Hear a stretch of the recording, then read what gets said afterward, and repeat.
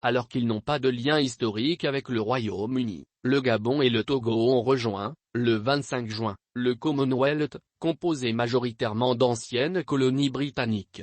Cette nouvelle adhésion, 2 ans après celle du Rwanda, fait respectivement de ces deux États le 55e et 56e membre de cette communauté des nations.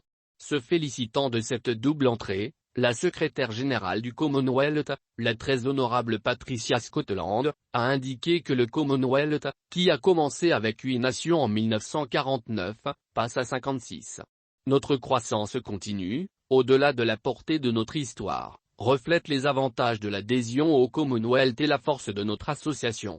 Je suis ravi de voir ces pays dynamiques rejoindre la famille du Commonwealth et se consacrer aux valeurs et aux aspirations de notre charte. Si d'ordinaire la procédure d'adhésion au Commonwealth dure en moyenne 10 ans, le Gabon et le Togo viennent de réussir l'exploit en 1 année, de convaincre le comité du Commonwealth de leur engagement à respecter la charte et les fameuses conditions de l'association. Notre décision d'appartenir à la communauté des nations du Commonwealth est motivée par le désir de diversifier nos partenaires internationaux et de renforcer les échanges de la coopération entre pays membres. Le Gabon partage les valeurs et les expressions consacrées dans la charte du Commonwealth, la vision du monde qui permettent de contribuer à fortifier la démocratie et permet au Gabon de jouer un rôle prééminent sur le plan international dans l'intérêt de tous, a déclaré le ministre des Affaires étrangères Moussa Adamo, convaincu que l'appartenance du Gabon au Commonwealth permettra de manière collective à améliorer le bien-être des peuples, la résilience, la prospérité des nations. Selon le secrétariat du Commonwealth, l'organisation aide les pays membres à mettre en place des institutions démocratiques et inclusives, à renforcer la gouvernance et à promouvoir la justice et les droits de l'homme.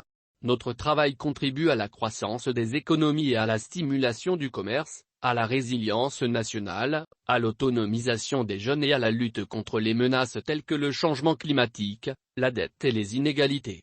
Les pays membres sont soutenus par un réseau de plus de 80 organisations intergouvernementales, de la société civile, culturelle et professionnelle, souligne un communiqué de l'association. Le Commonwealth est une association volontaire de 54 États souverains indépendants et égaux. Sa population combinée est de 2,5 milliards, dont plus de 60% sont âgés dans 29 ans ou moins. Le Commonwealth couvre le monde entier et comprend à la fois des économies avancées et des pays en développement. 32 des pays membres sont de petits États, dont beaucoup sont des nations insulaires.